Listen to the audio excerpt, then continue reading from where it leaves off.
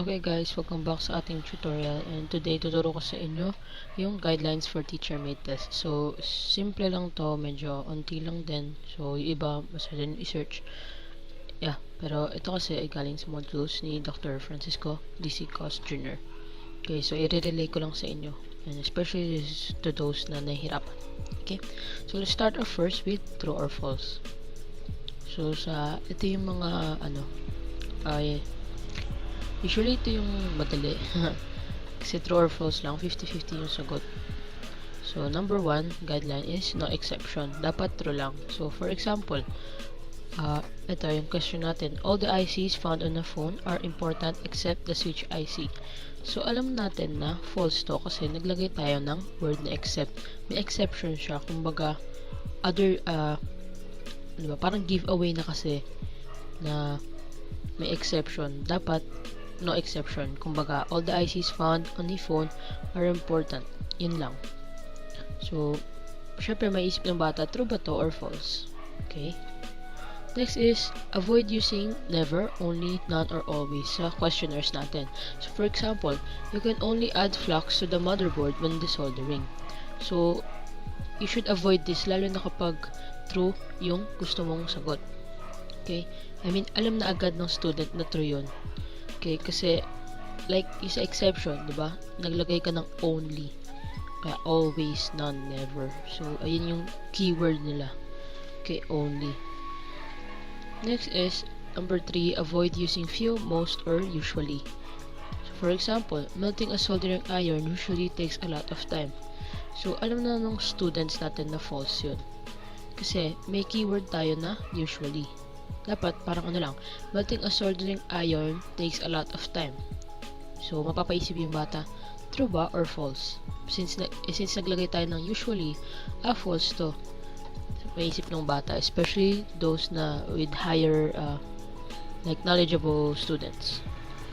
Okay, next is, avoid using double negatives. Ano ba yung double negatives? Ito yung may yung don't not tapos don't not or kaya never, none yan magkasama, not never, yung mga ganun. So for example, never not touch the IC with your bare hands. So kung ika-cancel mo yung never tsaka not, ang nakakalabasan yan is touch the IC with your bare hands. So alam na ng students na false yun kasi meron ka lang never tsaka meron ka pang not. Okay, kaya pwede mo nang sabihin na do not touch the IC with your bare hands.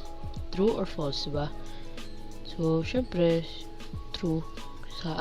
For the electronic students, they know this. So, let's move on naman with multiple choice. Okay, so, yung problem natin is also known as STEM. Okay, yun yung tatawag natin sa kanila. And yung choices natin, ang tawag dun ay alternatives. So, sa alternatives natin, meron tayong correct answer and the rest are alternatives. So, ikaw ang bahala kung ilan yung alternatives mo. Kung hanggang, hanggang F, hanggang G. Okay, pero usually kasi, A, B, C, D lang yan. Okay? Wait, I'm not saying here na A lang yung correct answer, You can, shuffle that. So, number 1 guideline. STEM should be meaningful and should present a problem. So, example na lang ito. STEM is not meaningful. Bakit? Kasi nagtanong ka lang ng saan dyan yung true sa mga statements. So, pinabasa mo pa yung mga students mo. Kumbaga, yung problem is nandun dun sa choices, wala dun sa STEM. Okay ba? So, here's a better example of STEM. So, nagbigay ka ng problem and bumili kayo sa choices. Saan dyan? Okay, so, kumbaga mapapaisip na yung student mo dun sa STEM pa lang. Okay? And then, gagana yung, yung thinking skills niya, kung anong cognitive man yon. I think this is understanding, if I'm not mistaken, sa previous video. So, mapapaisip siya, A ba to, B, or C? Ganun. Okay, number 2, STEM should not contain irrelevant material. So, katulad na lamang nito, ang haba-haba nung tinype mo, okay? Nagsayang ka ng oras para mag-type yan. And then, yung choices, yung tanong mo is not related. Or parang, okay, may connect, pero yung nilagay mo is not that helpful or related. Close to useless, ganun ba? Okay, so sinayang mo lang din yung oras ng students mo na magbasa. Okay? So, number 3, STEM should be negatively stated only when significant learning outcome requires it. So, katulad nan, parang yung kanina, ang tanong dito is, ang tinanong mo lang, saan dito yung hindi totoo? Okay? So, napaisip pa yung students, yung problem, nandun sa choices. Okay? Inisip na lang hindi totoo. Ano dito yung hindi totoo? Okay? A, B, C ba? So, here's a better example. Use of negative phrasing. So, syempre, nagbibigay ka ng problem or situation. So, katulad nan, a water type extinguisher is suitable for putting out a fire caused by burning all of the following except, ano daw dyan yung hindi. Okay? So, alcohol ba, cotton, paper, wood. Okay, mapapaisip na yung student mo dun sa STEM pa lang. Hindi yung useless yung STEM mo. Dapat tong dalawa na to is connected. Okay? Number 4, STEM should be a question or a partial sentence. So, for example, ganito. Ayan, in addition to the nucleus, blank are organelles that contain DNA. So, partial sentence, kasi may blank siya, okay? I don't usually use this sa, sa ginagawa kong TMT, kasi mas better kapag ganito siya, question. Okay, kasi meron naman tayong fill in the blanks sa, sa other parts of our test questionnaires. So, mas better kung multiple choice, kung question siya. Also, stick to one lang tayo. Kung ang mga questions natin sa multiple choice ay ganyan, yung pa question type, hindi pa ganito, pa partial sentence. Dapat stick to one lang tayo na questions lahat. Okay? So, as teachers, flexible tayo, kaya natin yan. As teachers and future teachers, okay? So, katulad na, that is much better than this one. Okay, continue tayo. Now, I'm gonna teach you sa guidelines for constructing alternatives. I'm sorry. So, number 1, all alternatives should be plausible. So, what do I mean? Here's an example of implausible alternatives. So, katulad yan, yung STEM natin, okay, good. And yung alternatives natin, bakit ganyan? So, if you can see, yung B tsaka E ay useless siya. Kumbaga, ba't mo pa nilagay yun kung giveaway naman na hindi siya related dun sa tanong? So, si George Washington ba tumulong mag-reveal ng structure ng DNA? No. Si Snoopy ba? Diba? No din, no. Kasi, Snoopy is a character, okay? So, ang pagpipilian na lang is A, C, tsaka D. So, imbis na 5 alternatives mo, naging 3 na lang. So, sa knowledgeable student, syempre, madali na lang sa kanila yung pagpipilian doon. Okay? So, iwasan natin na maglagay ng mga ganyan. Kahit nasabihin natin na para madalian yung students sa pagpili. Kaya ang goal natin dito is hindi pahirapan yung students or para hindi sila makakuha ng mataas ng score, okay? Ang goal natin dito is tinetest natin yung understanding nila. Okay? Kung effective ba tayo magturo. Okay? Yung results nito, 'di ba? Will determine kung effective ba tayo magturo. Kung may naiintindihan ba yung students sa mga pinagsasabi natin. Okay. Moving on, alternatives should be stated clearly and concisely. So, kabaliktaran tong kanina dun sa sa STEM. Okay, maikli nga yung STEM mo, pero yung alternatives mo naman, like, wow, papahirapan mo din yung students mo na magbasa, okay? It will take up so much time. Yes, related sila, pero let's be, concise and clear. Hindi yung ganun kahaba. And also, ganun din, ma-apply din natin to, kahit na paikliin mo siya, tapos yung isang alternative mo, let's say, letter D mahaba. Diba usually tayo na nung LM tayo, that's what we choose. Kapag kung ano yung mas mahaba, yun yung sagot. Okay, so dapat parang pantay-pantay lang din sila, okay? As long as the thought is there. Number 3, alternatives should be homogeneous in content. Homogeneous means pare-parehas. So, tulad nito, alam na natin sa choices, may naiiba. Kasi A, power IC, B, flip phone, C, bar phone, and D, slider phone. Siyempre, halatang-halata na yung IC is different from the types of phone. Dun sa ibang choices, yun yung mga types of phone. Okay, so that is an example of heterogeneous content.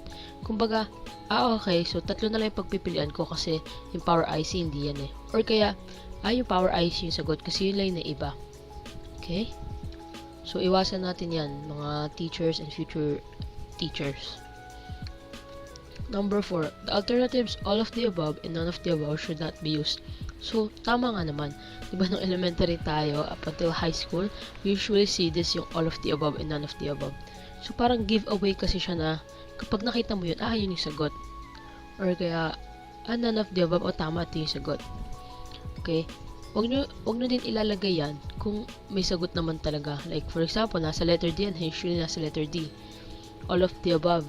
Tapos, ang sagot pala is C. Okay, so para saan pa nilagay niyo all of the above? Diba? Pang distract sa students. So, or kaya kasi wala na kayong maisip na choices. So, it's a no-no, okay? Tsaka hindi siya dapat all of the above. It should be all of the choices above, okay? Pero, wag. Iwasan natin maglagay ng all of the above and none of the above. Okay, next is the alternative should be presented in a logical order, alphabetical or numerical, to avoid a bias towards certain positions.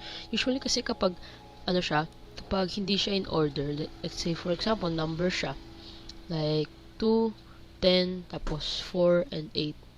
So alam mo na, parang 10 yung sagot kasi siya yung nahihiwalay, siya yung naiba. So here's an example sa logical order.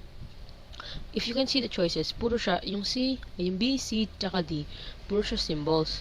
And yung letter A, in word form siya. So parang, giveaway na A could be the answer, or kaya it could not be the answer kasi siya lang yung naiba, so cancel out na agad yan. Okay, so that pare-pareha sila, walang may iwan, okay? So, ito example of alphabetical order, diba? Ito yung tanong natin kanina, which is yung IC. So, if you can look back at it, is mali tayo ng ng pagkakagawa ng alternatives. But here, we corrected it. Naka-alphabetical order na siya. Okay, B, F, S, tsaka T. Okay. Hindi naman, some of the students may not notice it, pero kasi tayo as future teachers and as teachers, we need to be excellent in everything we do. Okay. So, number 6, avoid complex multiple choice items. So, like I said kanina, pwede kang gumamit ng up until, ikaw bahala kung ilan yung alternatives mo. Okay, pero tingnan nyo naman to sa example. Sobrang complex kasi yung choices mo lang talaga dyan is A, B, C. Tapos ginawa mo lang sa D hanggang F is A and B, B and C, A and C. Diba? Parang pampagulo lang siya and pampadami, pero it's basically not helpful, okay? Talagang madidistract lang yung students dyan and hindi nila maiisip talaga, hindi sila makapag-focus. If you look at other examples ng mga ganyan, pwede yung magbibigay ka ng tanong and then may choices siya like 1, let's say 1 si Superman, 2 si Batman, 3 si Green Lantern, 4 si Wonder Woman, ganon. Tapos like sa choices mo, A 1 and 2, ganon, B 2 and 3, mga ganon, okay? Next, we go now to our matching format. So, ito, masayang gawin to. Pero marami siyang guidelines. So, yung column A natin, that is the premises. Yung column B, yun yung responses. So, here are some guidelines when to use matching. So, letter A, terms and definition. Kapag yung terms, siya yung nasa premises, yung definitions, siya yung nasa responses. I think pwede naman siya magkabaliktad, pero it's better kung yung terms is nasa premises, column A, and definitions would be on responses, column B. Next is objects or pictures and labels. So, usually nagamit ito sa mga elementary or high school kasi it's very, kumbaga na-attract yung students dito. Diba kapag nakita ng pictures. Although we still use it in college. Okay? So, yun, objects or pictures and labels. So, sa premises, magpapakita ka ng picture, like, anong tawag dito, ganyan, what do you call this one, and then, yung label niya is nasa responses, sa column B. Next is symbol and proper names. So, like in electronics, let's say, sa premises mo, number 1, letter V. So, what do you call that? So, hahanapin ng students ngayon sa responses. So, V is voltage. V is for voltage. Okay? Next is cause and effects. So, sa premises mo, let's say, lalagay natin doon, not wearing of gloves. So, what could be the possible effect? So, we can see the answer in column B, yung responses. Okay, let's say, burnt hands, ganyan. So, scenarios and responses. Ganun din sa cause and effect. So, magbibigay ka ng scenario and yung response nandun sa, syempre, responses. Likewise, with letter F, principles and scenarios to which they apply. Okay, so column A and column B. Next is, if you decide to use a matching format, take the time to construct items that are valid and reliable. So, number 1, two-part directions. So, ang sinasabi lang dito na, di ba, usually, sa, sa matching type, isa hanapin mo yung, may naulit na sagot. So, you can write sa directions na, ayan, no items may be used more than once. Or kaya, you can use, pwedeng gamitin yung answer more than once. Ganun. So, be very, tawag dito, kumbaga, ibigay nyo yung instructions, huwag nyo ipagdamot sa students yun na, di ko alam. Ganun. Okay, so, kung wala naman talagang umuulit na sagot doon, talagay nyo. Hindi yung papaisipin nyo pa yung, papahirapan nyo pa yung students. Okay? I mean, answering a test is already hard kasi magre-review ka. So, let's move on. Number 2, parallel content. So, ang sinasabi dito, kumbaga, katulad ng sinabi ko, kung fill in the blanks type yung multiple choice mo, dapat, kunwari, over 25 items yung multiple choice mo, fill in the blanks, yung naunang tanong, kailangan, yung lahat ng yun is like fill in the blanks type. Hindi yung paiba-iba. Na may question ka, and then may fill in the blanks, then question again. Okay, so dapat pare-pare sila ng approach. Okay? Kung terms and definitions, terms and definitions. Kung by pictures, by pictures. Diba? Kung cause and effect, cause and effect. Hindi yung may cause and effect ka, and then may pictures. Tapos naka-scramble pa yon. May mga nakikita akong test yung ginagawa nila, let's say, sa matching type, sa, matching type test A, ganun. Sa test A, puro pictures lang. And nakahiwalay na din yung, yung responses na. Let's say, A to C. And then, sa, so 1 to 3 yung tanong sa A, diba? And sa letter B naman, 4, 5, 6, puro cause and effect. So, yung cause and effect choices, yung responses nun is, D, E, F. Okay? I hope na kagets, no? Next is plausible answers. All responses in column B should be plausible answers to the premises in column A. So, yun na nga, dapat related siya. Dapat may connect. Hindi yung nilagay mo lang kasi wala ka nang maisip. Excuse me. So, yun. Wala dapat tayong giveaway. Okay? Again, hindi natin pinapahirapan yung bata. Okay? Hindi natin aim na makakuha sila ng mababang score. Our aim is to test their understanding. Okay? Kung may natutunan ba sila dun sa mga pinagtuturo natin. Okay? And kung may nagsisink in ba sa utak nila. Okay? Number 4, clueless. Ensure your premises don't include hints through grammars. Ito yung usually na kikita ng bata especially those who are knowledgeable, na parang plural yung given. So, ang answer is plural din. O kaya yung nauna is singular, so yung susunod, singular din. Okay? So, yung mga ganon is mga hints yun So, madali nilang mahanap yun. Yung mga bata ngayon is matatalino na. Next is unequal responses. So, ito kasi, ang sinasabi lang dito is magdagdag ka ng responses kaysa sa premises. Kung kung sinabi mo na unless sinabi mo na may ulit na sagot, okay? So, yung premises mo, let's say, 6 lang.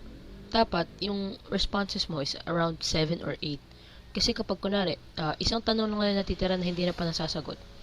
And, may isa na lang din na natitirang response. So, automatic, yun na yung pipiliin niya.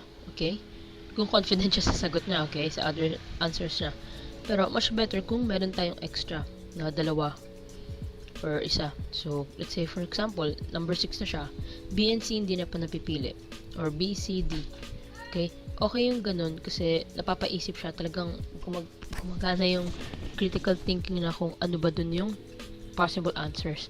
Kumbaga, yung may iwan, hindi agad din yung sagot. Number 6, limited premises. So, ayun. Kung maaari daw, limitahan natin yung premises natin hanggang 6. Pero usually nakikita ko is 10. I think that's okay. Okay, so it depende daw natin to sa characteristics ng audience natin. Okay, kung hindi naman natin aim yung remembering, ba tulad sa TOS natin, hindi naman natin aim yung remembering. More on ano tayo sa higher level of thinking skills ng bata, which is yung analyzing and applying. Joke, applying is mababa pala. Analyzing, evaluating, and creating. Okay? So yun, less is better. And lastly, one correct answer. Every premise should have only one correct response. So, pwede yung about sa premise to pero sa response, pwede yung uulit yung, let's say letter A, pwedeng dalawa yung ilalagay mong letter A sa premise. Pero, yung premise natin, dapat isa lang yung sagot. Kumbaga sa number 1, kung A lang, A lang. Hindi pwedeng A and B. Okay? Hindi pwedeng D and E. So, dapat one correct answer lang. Okay, so, ayun lang po. I hope may natutunan kayo sa aking tinuro. And, thank you very much. And, God bless. Stay safe.